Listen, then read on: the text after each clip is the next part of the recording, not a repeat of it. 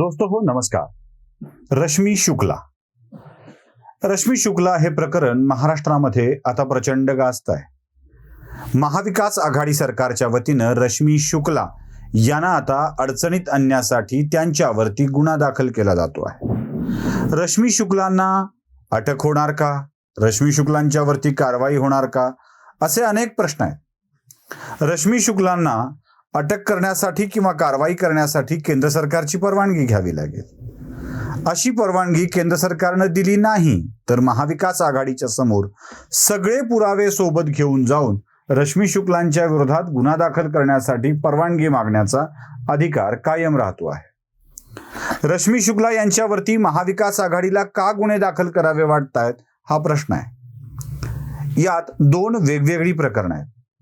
रश्मी शुक्ला यांनी पोलीस बदल्या आणि बढत्याच्या विषयामध्ये जो काही व्यवहार होत होता तो व्यवहार जाणून घेण्यासाठी अनेक नेत्यांचे टेलिफोन टॅप केले.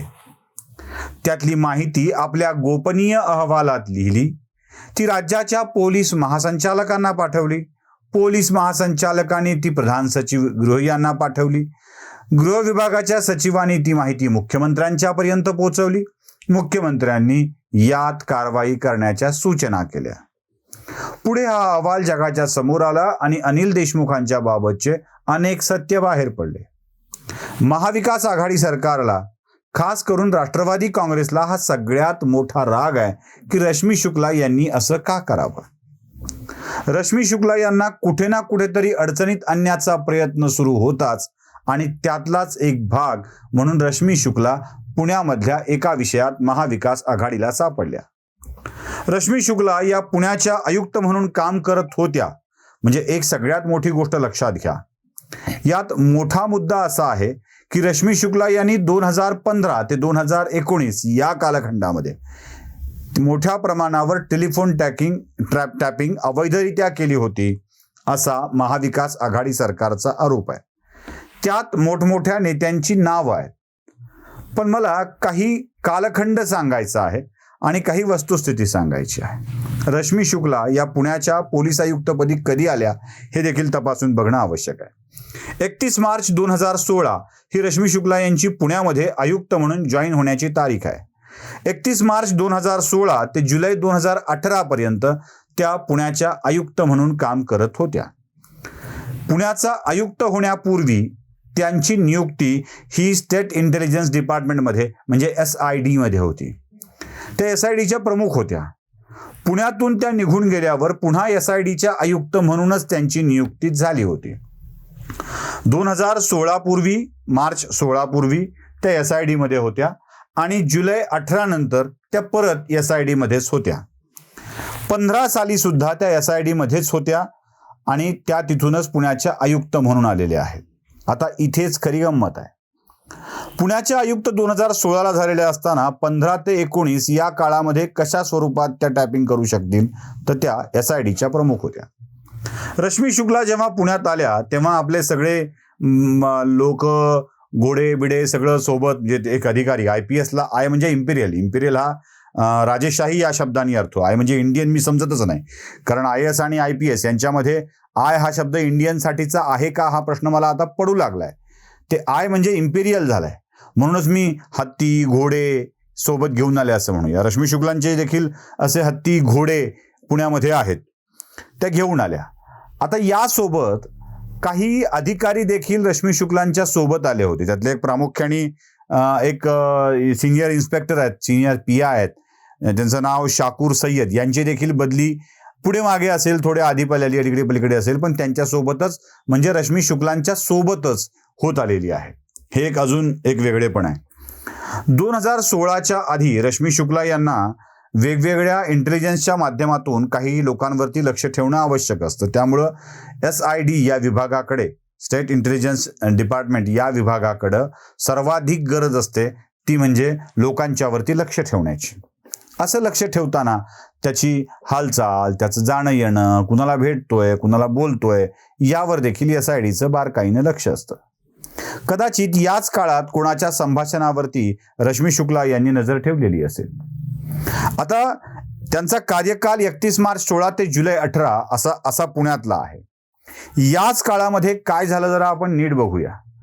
याच काळामध्ये पुण्यामध्ये एक 2-3 महत्वाच्या गोष्टींवरती गोंधळ सुरू होता. देवेंद्र फडणवीस राज्याचे मुख्यमंत्री म्हणून सत्तेवर होते आणि या देवेंद्र फडणवीसांना अनेक गोष्टीवर लक्ष ठेवणं आवश्यक होतं.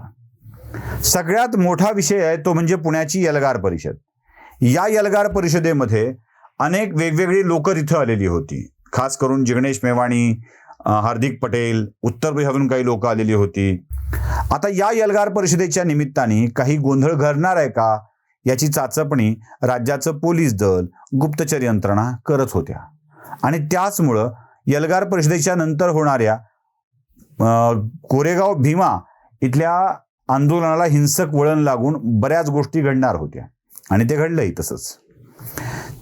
कोरेगाव भीमाच्या संदर्भातील ज्या ज्या घटनांचा तपास करणं आवश्यक होतं, कदाचित त्या घटनांच्या अनुषंगाने अनेक जणांवर लक्ष ठेवण्याचं काम रश्मी शुक्ला यांनी केलेलं असू शकतं. कोरेगाव भीमाच्या या दंगलीच्या पार्श्वभूमीवर लक्ष ठेवणे म्हणजे अनेकांची अनेक रहस्य उघडे होणे आहे. कदाचित याचाच राग धरून रश्मी शुक्लांना यासाठी जबाबदार धरलं असण्याची शक्यता नाकारता येत नाही. आणखी एक मुद्दा होता, तुम्हाला आठवत असेल, देवेंद्र फडणवीस महाराष्ट्राचे मुख्यमंत्री असताना मराठा आरक्षणाचा मुद्दा प्रचंड गाजत होता. प्रत्येक जिल्ह्यामध्ये खूप मोठ्या प्रमाणावर आंदोलनं घडत होती आणि त्याच वेळेला देवेंद्र फडणवीस पंढरपूरला वारीला जाणार, नेहमीच्या आषाढी वारीला पण देवेंद्र फडणवीस शासकीय महापूजेसाठी जाणार अशी नेहमीची प्रघाताने चर्चा सुरू असताना एक मुद्दा आला होता आणि तो म्हणजे देवेंद्र फडणवीसांना शासकीय महापूजा करू देणार नाही. मराठा आरक्षण देत नाही तोवर करू देणार नाही अशी भूमिका आंदोलकांनी घेतली होती असं मी म्हणणार नाही, पण या आंदोलनाला भडकवलं पाहिजे, हिंसक वळण लागलं पाहिजे असा विचार करणाऱ्या मंडळींनी नक्कीच अशी भूमिका घेतलेली होती.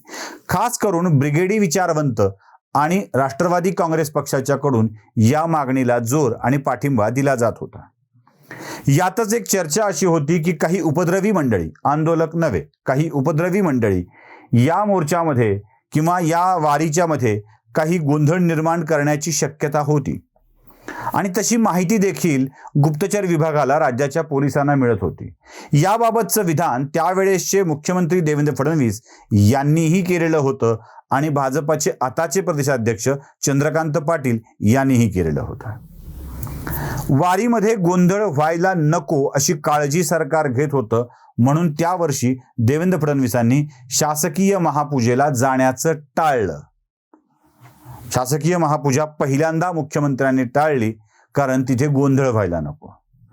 आता हा जो जातीय विखार पसरवणं चालू होतं, म्हणजे ब्राह्मण मुख्यमंत्री महापूजेला जायला नको, मराठा आरक्षण मिळत नाही तोपर्यंत जायला नको, हा विचार पहिला कुठल्या डोक्यातून आला असेल याचा विचार करण्याची गरज आहे.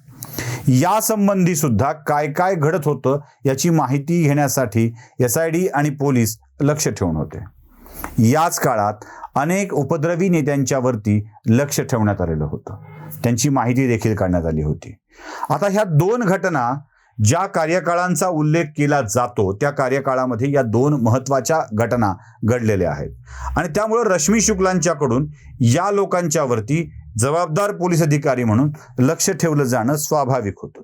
याच लक्ष ठेवलं जाणाऱ्या फोन टॅपिंग जर कोणी म्हणणार असेल तर त्याबाबतचं उत्तर द्यायला रश्मी शुक्ला आणि अन्य लोक सुद्धा सक्षम असतील.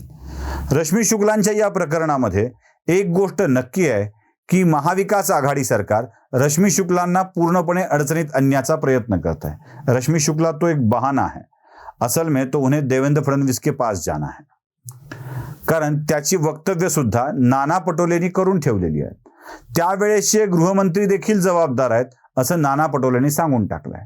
नाना दूध पोळल्यापासून जरा ताक फुंकून पिऊ लागलेत, ते आता नावं घेत नाहीत, नावं न घेता टीका करतात. म्हणजे मोदींच्या वरती टीका करताना ज्यांना लेकरं बाळं नाहीत अशी टीका ते करतात. मोदींना लेकरं बाळं नाहीत असं म्हणणारे नाना विसरून जातात की त्यांचे नेते राहुल गांधी सुद्धा बिना बायकोचे आणि बिना लेकराचेच आहेत. कधी कधी असा विसर माणसाला वृद्धापकाळी पडत असतो, हे त्यांना कधीतरी कुणीतरी आठवण करून देईल. आपलंही काम आहे, आपणही ती करून दिलेली आहेच आहे. असो, आपला नानांचा विषय नाही आहे, आपला रश्मी शुक्लांचा विषय आहे. रश्मी शुक्लांच्या निमित्ताने देवेंद्र फडणवीसांच्या वरती वार करण्याची संधी महाविकास आघाडी शोधतो आहे आणि त्याचमुळे त्यांना रश्मी शुक्लांचा विषय खूप मोठ्या प्रमाणावर करायचा आहे आणि त्याचीच ही सगळी तपासणी सुरू आहे। यात रश्मी शुक्ला सापडणार की फडणवीसांच्या पर्यंत महाविकास आघाडी सरकार पोहोचणार हे पाहणं देखील रंजक ठरणार आहे। रश्मी शुक्लांच्या निमित्तानं राष्ट्रवादी काँग्रेसच्या गृह विभागाला देवेंद्र फडणवीसांच्या वरती वार करता येऊ शकेल की हा पलटवार होऊन राष्ट्रवादी काँग्रेससाठी अडचणीचा ठरेल हे पाहणं देखील आता औत्सुक्याचं राहणार आहे। नमस्कार।